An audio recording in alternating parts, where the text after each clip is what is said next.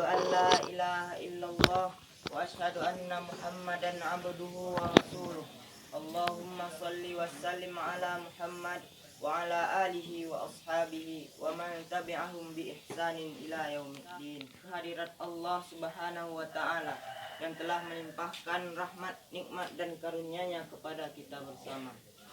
Salawat beserta salam tidak lupa pula kita sampaikan kepada arwah junjungan kita, yakninya Nabi besar Muhammad sallallahu alaihi wasallam. Dan sama-sama kita hormati Bapak Wali Nagari Tanjung Monai, pengurus dan Masjid Raya Tanjung Monai, bapak-bapak, ibu-ibu, hadirin rahimakumullah. Baiklah, sebelum kita memasuki acara yang kedua, alangkah baiknya kita membacakan Bismillahirrahmanirrahim. Masuk kita ke acara yang kedua, pembacaan wahyu ilahi yang akan dibacakan oleh Bintang. Pada Bintang dipersilakan.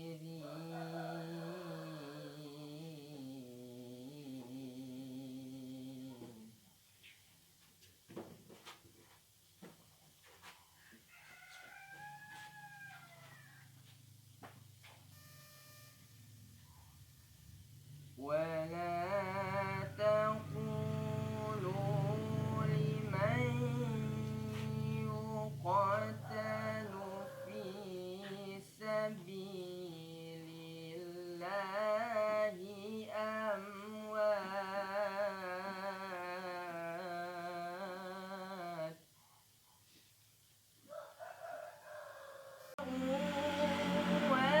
ولكن لا تشعرون.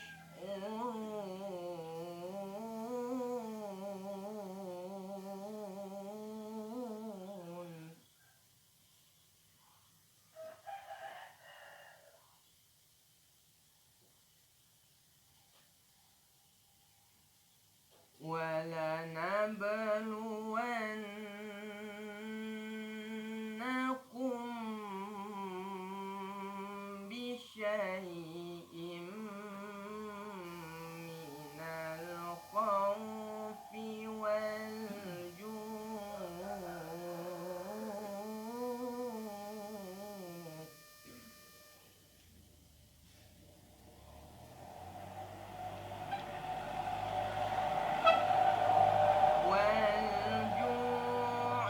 ونقص والأنفس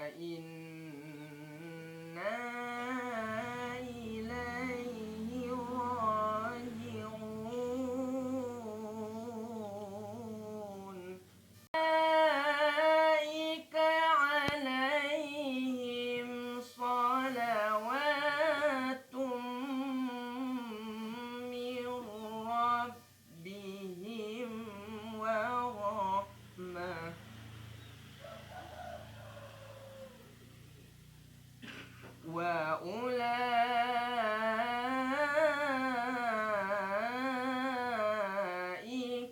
هم المهتدون صدق الله العظيم.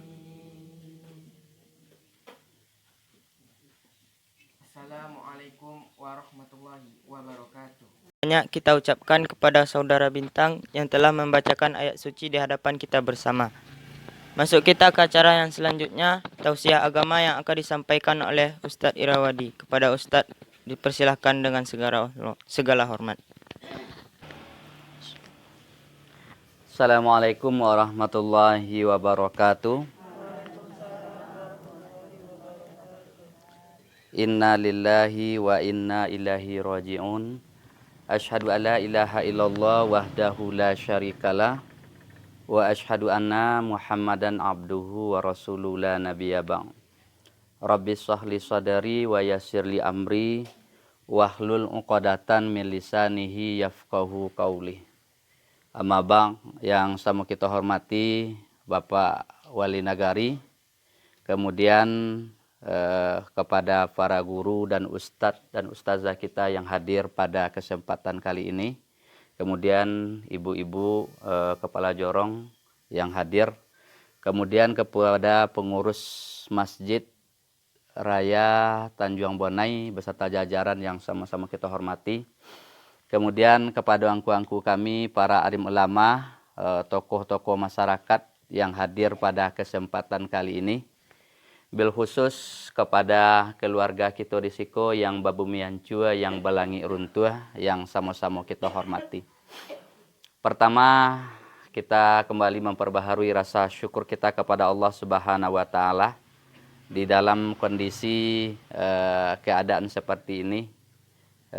Setelah sholat zuhur kita bisa hadir di rumah duka dalam rangka bertakziah.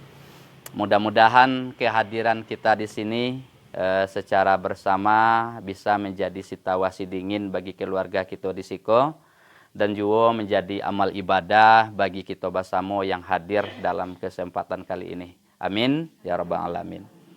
Kemudian selawat beringan salam selalu kita sampaikan kepada Nabi kita, Nabi besar Nabi Muhammad sallallahu alaihi wasallam berupa Allahumma shalli ala Muhammad wa ala ali Muhammad. Ibu-ibu, bapak-bapak, jamaah takziah yang insya Allah dimuliakan oleh Allah. Pertama, mengawali khutbah takziah kita, mari sama-sama kita memohon kehadirat Allah kepada Allah Subhanahu wa Ta'ala supaya telah mendahului kita beberapa hari yang silam ditempatkan pada tempat yang baik, kemudian dijadikan seluruh amal soleh yang beliau lakukan semasa hidup bisa menemani dan menolong di alam kubur sana. Dan kita juga berharap kalau ada perbuatan salah kilaf yang pernah beliau lakukan, mudah-mudahan kita berharap cukuplah hanya di pintu kubur saja dan tidak dimasukkan ke dalam kubur. Untuk itu ibu bapak, kita tidak tahu nanti di saat seperti ini, di bulan Maghfirah ampunan ini, di saat diijabahnya doa, kita tidak tahu apakah di mulut siapa nanti akan dikabulkan doa kita. Untuk itu mari sama-sama membacakan Al-Fatihah.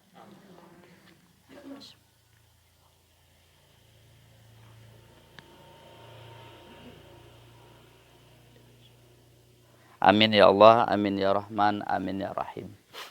Ibu-ibu, bapak-bapak, kita perhatikan almarhum ini umurnya cukup muda, tidak terlalu yang disampaikan oleh Nabi. Umur umatku antara 60 sampai 70 tahun. Tetapi almarhum ini bolehlah dikatakan cukup muda. dan kematian dari almarhum ini cukup mengejutkan kita bersama. Bil khusus tentulah kepada keluarga yang ditinggalkan. Ibu bapak, iya memang siapa yang tidak tahu ketika kita meninggal kita berpisah dengan orang-orang yang kita cintai. Kita berpisah dengan harta benda yang kita miliki. Kita berpisah dengan kehidupan dunia ini. Tetapi ada sisi lain Rasulullah SAW menyampaikan tentang kematian ini. Ini diambil dari hadis Rasulullah SAW yang diriwayatkan oleh Bukhari. Pada suatu waktu Rasulullah SAW, ibu bapak, Rasul bersama para sahabat, dikatakan di dalam sebuah hadis di mana dari Abu Qatadah bin Rifki Al-Ansari mengatakan, ketika aku bersama dengan Rasulullah sallallahu alaihi wasallam, ketika Rasul bersama dengan para sahabat, murru alaihi bil janazah, maka ketika komunikasi sedang berjalan, maka lewatlah jenazah di depan Rasulullah. Kemudian Nabi diam dan memperhatikan, dan ini sunnahnya. Ketika ada orang yang mengantarkan jenazah, lalu kita di dalam perjalanan, berjalan atau kendaraan, disunahkan kita untuk berhenti sejenak, memperhatikan dan mengamati jenazah itu. Lalu setelah Rasulullah Sallallahu Alaihi Wasallam, ibu bapak saudara, selesai jenazah itu lewat, lalu Nabi mengatakan dua hal. Al-mustarihu wal mustarihu minhu. Yang pertama ucapan Nabi itu al-mustarihu. Yang kedua wal mustarahu minhu. Lalu sahabat Rasulullah Sallallahu Alaihi Wasallam yang ada di depan Rasulullah ini, dia sangat heran. Kemudian dia bertanya kepada Rasulullah Sallallahu Alaihi Wasallam, apa katanya? Ya Rasulullah, ma mustarihu wal mustarihu minhu. Ya Rasul, ma mustarihu. Apa itu mustarihu ya Rasulullah? Makna mustarihu itu artinya istirahat. Yang kedua, wal mustarahu minhu, diistirahatkan orang lain darinya. Jadi ada dua makna yang harus kita cermati dalam ceramah takziah ini, Bu. Bahwa kematian itu adalah istirahat. Yang kedua, kematian itu orang lain diistirahatkan dengan kematian kita. Satu, kita lihat dulu. Wal mustarihu, mati adalah istirahat. Apa maknanya? Bahwa ketika seseorang itu meninggal dunia, lalu dia diistirahatkan min nasyabid dunia, dari kelelahan-kelelahan dunia. Ya kan? Lelah untuk datang ke masjid. Lelah untuk menahan haus dan lapar. Lelah untuk melakukan qiyamul lail. Lelah untuk melakukan tahajud. Lelah pagi-pagi berjalan ke masjid. Lelah. Banyak kelelahan yang kita alami. Mana kelelahannya? Min nasyabid dunya. Tidak saja lelah dari itu, tetapi dari huru-hara dunia. Dari ketika kita meninggal, kita sudah diistirahatkan dengan urusan pekerjaan kita. Kita sudah diistirahatkan dengan ujian hidup ini. Kita sudah diistirahatkan dengan memikirkan diri sendiri, memikirkan anak, memikirkan masyarakat, memikirkan orang lain. Nah, Ini makna mati adalah diistirahatkan. Lalu kapan dia itu diistirahatkan?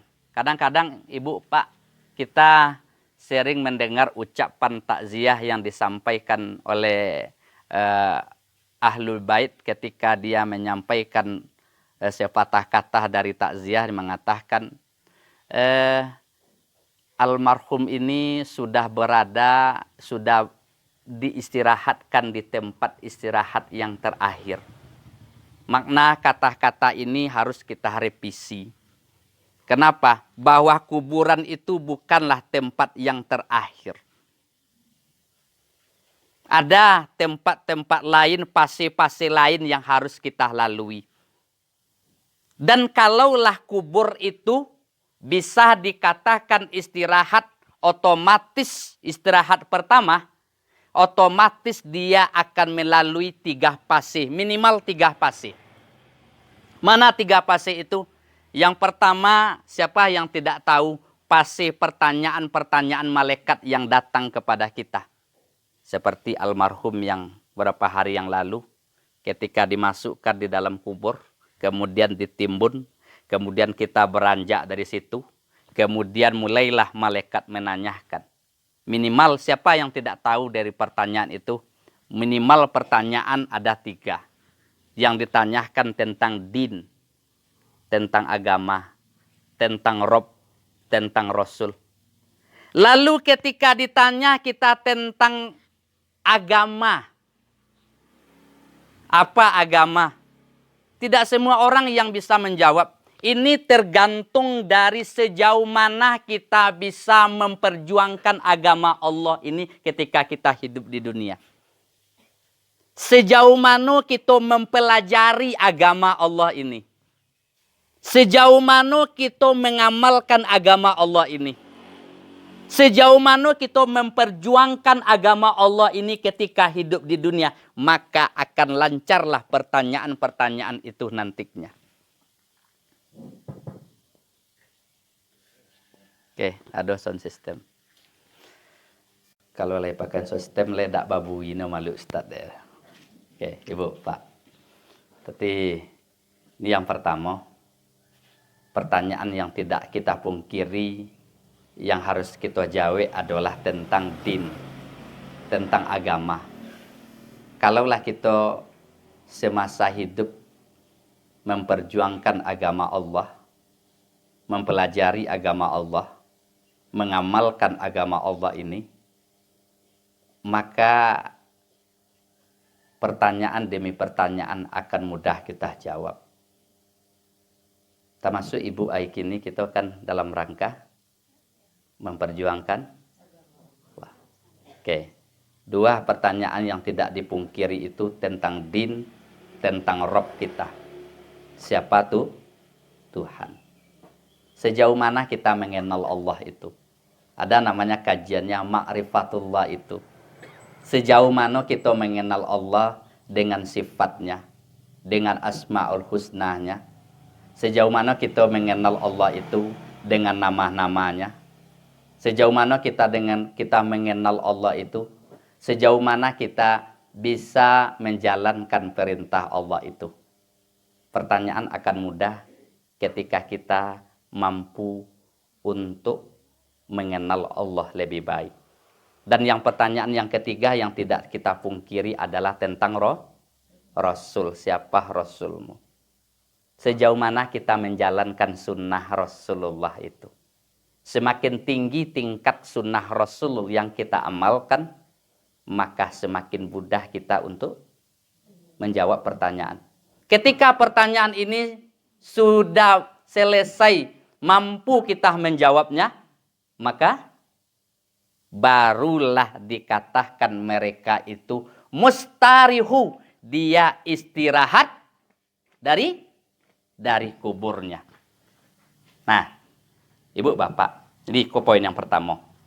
Bahwa kematian itu adalah istirahat. Dari apa? Dari kecapekan, dari kelelahan dunia. Ketika kita meninggal, kita tidak akan memikir pulsa lain jo paket. Ketika kita meninggal, ibu-ibu ndak memikin kuyayo lay. Apa-apa ndak memikin untuk lebaran. Iko salah satu kematian ini adalah istirahat.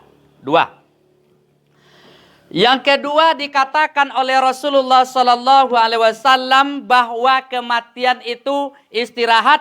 Yang kedua adalah wal abdul fajil yastarihu minhul ibad. Nah, ini yang kedua yang harus kita cermati.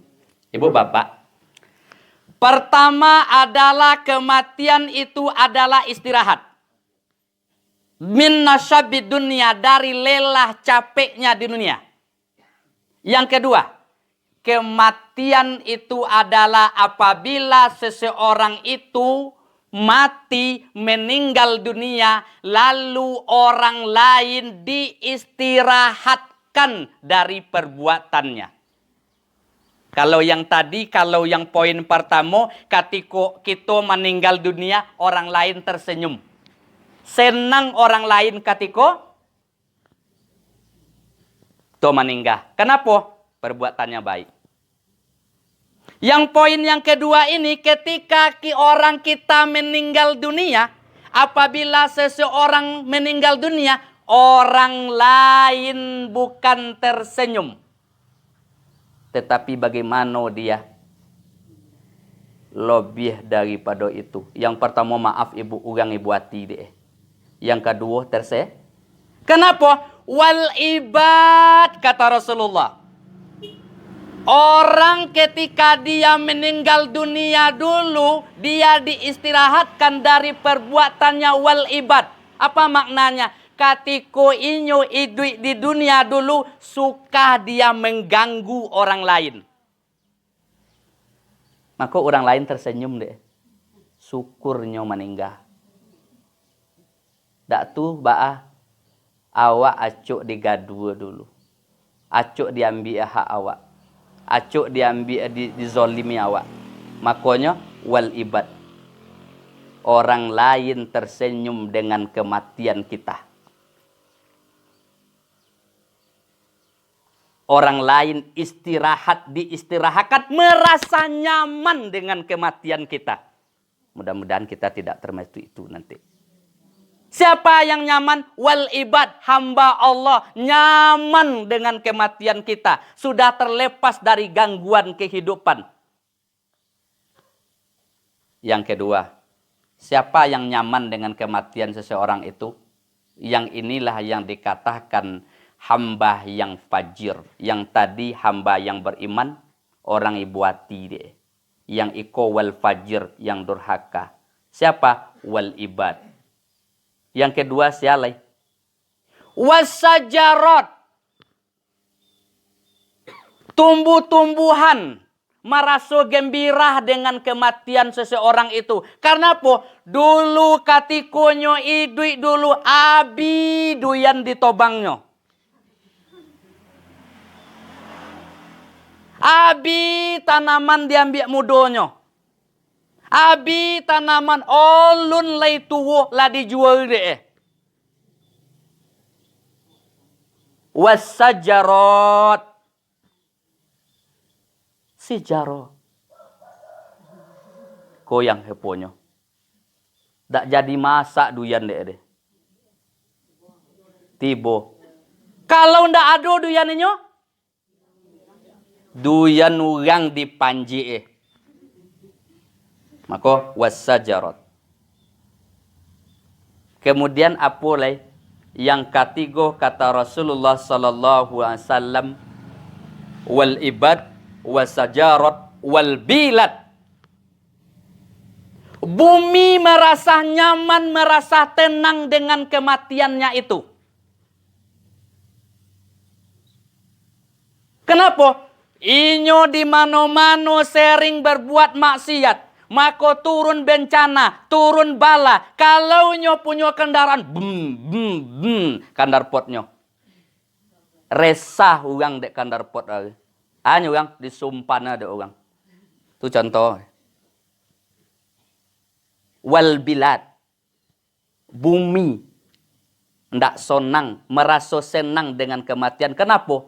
Gembira bumi dengan kematian. Manusia gembira, pohon-pohon gembira, bumi gembira. Kenapa? Inyo dimanyo beradonyo melakukan perbuatan dosa. Ketika dia berada di suatu tempat apa? Ampunan Allah tidak turun. Yang turun? Laknat Allah. Sabon telai tu dek kita kan tu camat deh. Tu laknat Allah kan turun sabon telai. Ampiu tu malam berdua-dua di situ. Rami. Ibu jorong. Ondah pakir. Kenapa? Perzinaan ada di situ. Yo mang zina ketek, zina tangan, zina mato, masuk zina yang besar nanti. Iku harus kita jadi bahan renungan bagi kita Pak Wali kita leado di siku. Kenapa ibu? Itu adalah akan mengundang bencana dan kemurkaan Allah. Kalau sudah bencana, ndak inyo aja yang akan konai nanti deh. Termasuk orang-orang yang soleh-soleha akan konai deh.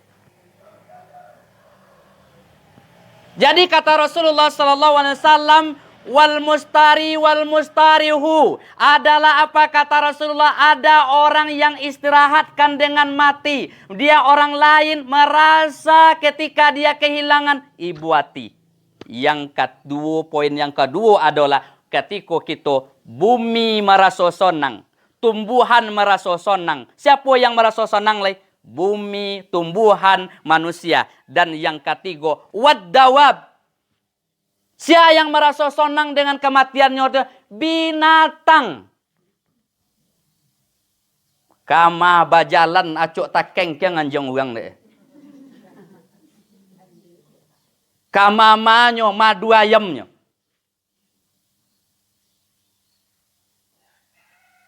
Gak kau iya bener bulan pasuh. Enggak, kok hadis Nabi yang kita sampaikan. Kok merasa kau itu Mbak Ale? Jadi, iko ompek kata Nabi yang mengecek mode itu deh, Bu, Pak. Bahwa kematian adalah istirahat. Jadi jangan kita memahami kematian ambola bapisa nyo masuknya dalam tanah nyo kan diabi dek cacing tanah diabi daging-daging nyo melotui kemudian tinggal tulangnya ibu hati. Tetapi sisi lain kita melihat kematian. Ketika kita mati kita diistirahatkan dari apa? Dari pekerjaan kita, dari urusan kita, dari ibadah kita, dari pekerjaan, tidak memikirkan lagi masalah ekonomi. Sisi lain dari kematian. Nih, yang kedua sisi lain dari kematian itu apa? Orang nih orang yang baik, orang yang tidak baik, orang lain merasa senang dengan kematian kita. Mudah-mudahan kita tidak termasuk. Terakhir, bagi anak, bagi keluarga almarhum masih punya anak, masih tanggungan, Ibu ya. Ujian bagi anak, bagi keluarga, ku memang bare. Biasanya nak kita panggil ayah, panggil apa. Tetapi setelah dia sudah terkuncur baku, sudah dilipat tangannya, kita tidak lagi panggil ayah. Jangan kita menyesali. Allah itu jahat. Jangan seperti itu terlontas dalam mulut kita. Allah itu seperti ini. Tapi ingat bahwa ini adalah qadha Allah. Ini adalah ketetapan Allah ingin melihat kita lebih dewasa kita dalam menghadapi hidup ini. Banyak orang yang yatim yang menjadi hebat. Banyak orang yang piatu menjadi hebat dia. Siapa dia? Salah satunya Nabi kita, Nabi besar Muhammad SAW. Bagi ibu, bapak juga seperti itu. Bagi keluarga juga seperti itu. Momen bagi kita adalah jangan sampai ada anak yatim di tempat kita, di jorong kita, di negari kita. Merintih dia tidak makan dan tidak pakai baju baru ketika lebaran. Ketika anak yatim merintih dia, tunggu aras Allah akan bergoncang. Maka azab Allah akan turun. Untuk itu, ibu bapak, bantulah anak yatim. Bantulah, ulurkanlah tangan. Mungkin sekolahnya, bantulah sekolahnya. Bantu pendidikannya. Jadi bagi anak almarhum, yuk bersabar kita dengan ujian ini nak. Bahwa ini adalah ketetapan Allah. ini adalah ketentuan Allah. Siapa yang tidak akan ibu hati, siapa yang tidak akan sedih bahwa ini adalah ketentuan Allah. Oke, ibu bapak, jangan lama-lama benelih. Kolak kita orang kamu kolak kira. Nah, di ko yang bisa mau sampaikan. Terima kasih banyak. Assalamualaikum warahmatullahi wabarakatuh.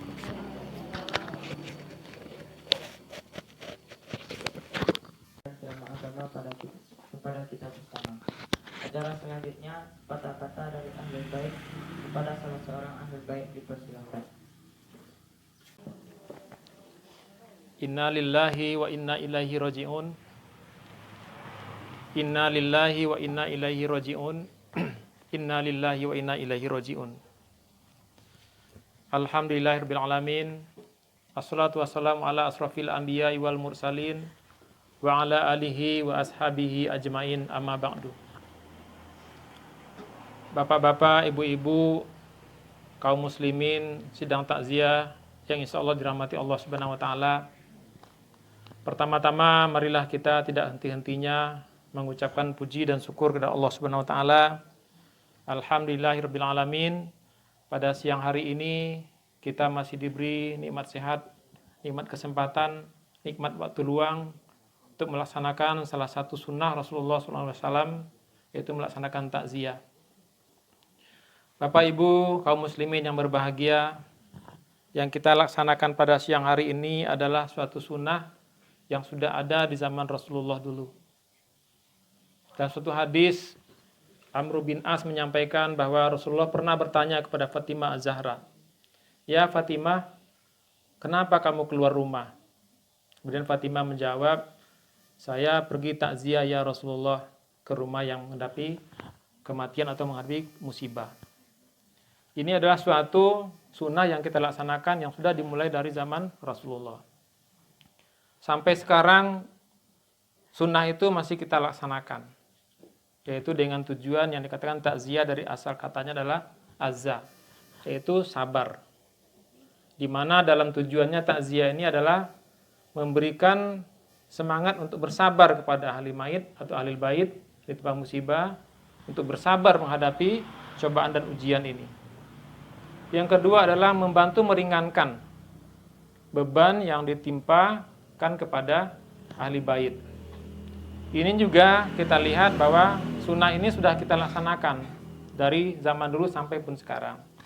Contohnya tadi Ustadz sudah menyampaikan kata-kata takziah itu menghibur kepada yang ditinggal atau yang menerima musibah. Kemudian yang kedua adalah mendoakan kepada yang telah beristirahat tadi, supaya mereka tenang di dalam kubur menghadapi masa-masa atau waktu-waktu yang kedepannya. Karena kematian adalah istirahat yang sejenak untuk menghadapi kehidupan yang lebih kekal lagi, yaitu di alam baka nanti, di alamnya surga, di alam neraka. Sementara sekarang dari alam dunia pindah ke dalam alam kubur. Bapak-bapak, ibu-ibu yang berbahagia, apa yang menjadi sunnah tersebut sudah dilaksanakan. Bahkan sekarang seperti kita lihat, tradisi atau sunnah ini dilaksanakan dengan membawa beras, membawa ayam, menjongwa. Itu dalam rangka membantu meringankan ahli bait. Jadi kadang-kadang Bapak dan Ibu, masalah takziah ini kadang-kadang masih diperdebatkan oleh sebagian orang muslim. Ada yang mengatakan takziah itu versinya Muhammadiyah. Ada yang mengatakan kalau di NU itu menujuagi, bahkan sampai mengatuyagi, kemudian beristighosah, kemudian membebankan kepada yang ditimpa musibah. Jadi yang ditimpa musibah itu menyiapkan makanan segala macam, sehingga itu merepotkan. Ini tidak sesuai dengan sunnah. Dan mudah-mudahan tradisi atau sunnah seperti ini tidak dilaksanakan di kampung kita itu. Karena bocah lihat dari dulu, dari ketek sampai kini tidak ada yang model itu di kampung awak. Jadi memang model ikol ada dari dulu.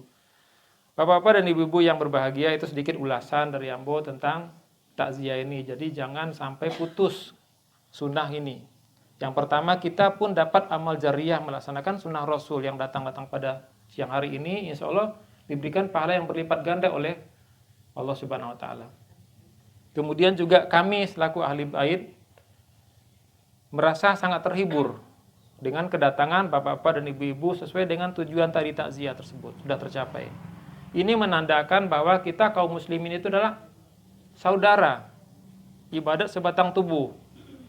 Sakit mato, sakit bibir, selero pun patah. Ya.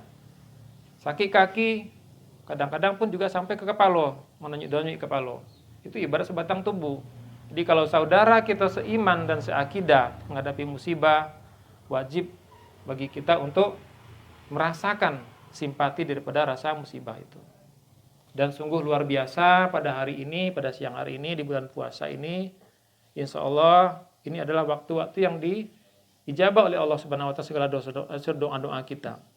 Mudah-mudahan almarhum kakak kami, Kakanda Edi Gusman yang telah dipanggil Allah Subhanahu wa taala pagi kemarin dalam kondisi yang tenang menghadapi alam kuburnya. Dan kita pun yang ditinggal mendapatkan pahala yang setimpal dan mengambil pelajaran daripada peristiwa ini. Kemudian terakhir dari ahli bait seperti biasa, kami selaku tuan rumah pertama-tama memohon maaf kepada bapak dan ibu apabila dalam penyambutan kami tidak pada tempatnya, tidak duduk berselo, tidak ada kurang siyah jepinang. Kami mohon maaf yang sebesar-besarnya. Apalagi ini bulan puasa ya, Allah batal puasa kalau makan siyah. Kemudian yang kedua, kami mohon maaf apabila dalam semasa hidupnya almarhum memiliki hutang piutang berupa materi. Kami mohon keredaannya dari Bapak Ibu sekalian untuk menyampaikan kepada kami selaku ahli waris untuk menyelesaikan hutang piutang almarhum. Kemudian juga sebagaimana biasa dalam pergaulan, apabila ada kata-kata, perbuatan yang tidak menyenangkan di hati Bapak Ibu sekalian, maklumlah beliau lama bergaul di kampung, pasti adalah kata-kata itu. Kami mohon maaf yang sebesar-besarnya. Mudah-mudahan Bapak dan Ibu bersedia untuk memberikan maaf tersebut, supaya beliau tenang dalam menjalani masa istirahatnya. Hendaknya jangan dalam masa istirahat itu susah. Yang kita harapkan kan dalam masa istirahat itu kita senang dan tenang. Mudah-mudahan dengan maafnya Bapak Ibu sekalian itu memberikan ketenangan kepada almarhum di alam kuburnya. Demikian Bapak-bapak dan Ibu-ibu yang berbahagia, pada akhirnya kami selaku tuan rumah mengucapkan terima kasih yang tak terhingga kepada Bapak dan Ibu sekalian. Dan semoga Allah Subhanahu wa taala mencatat itu di amal soleh bagi kita semua. Mudah-mudahan kita yang ditinggalkan dapat mengambil pelajaran dari ini, bagaimana kita mempersiapkan masa-masa istirahat itu dengan sebaik-baiknya, betul-betul istirahat hendaknya kita nanti di alam kuburnya menghadapi masa-masa era-era yang akan berikutnya, yaitu alam mahsyar. Demikian Bapak Ibu sekalian yang berbahagia. Wabillahi taufiq wal hidayah. Assalamualaikum warahmatullahi wabarakatuh.